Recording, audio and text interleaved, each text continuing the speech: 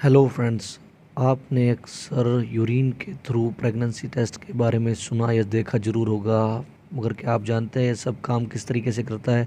सिर्फ हम यूरिन को चेक करके प्रेगनेंसी का कैसे पता लगा सकते हैं? अगर आपको नहीं पता तो चलिए मैं आपको बता देता हूँ। प्रेगनेंसी के टाइम फीमेल की बॉडी में एक हार्मोन बनता है जिसको HCG हार्मोन कहते हैं, या जिसका पूरा नाम होता है ह्यूमन कोरियोनिक गोनेडोट्रोपिन। ये हार्मोन सिर्फ़ और सिर्फ प्रेगनेंसी के टाइम में ही बनता है। अगर कोई लेडी प्रेग्नेंट नहीं है तो उसके अंदर ये हार्मोन नहीं बनेगा। इसीलिए अगर कोई लेडी प्रेग्नेंट है तो उसके अंदर HCG हार्मोन बनता है और इस हार्मोन की थोड़ी सी क्वांटिटी उसके यूरिन में भी मिक्स हो जाती है।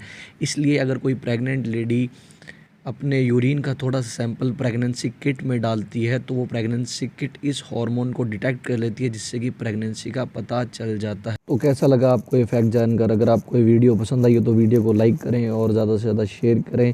और अगर आप हमारे चैनल पर नए हैं तो आप इस चैनल को सब्सक्राइब कर लें और बराबर में जो बेल आइकन का बटन है उसको भी प्रेस कर लें। Thanks for watching.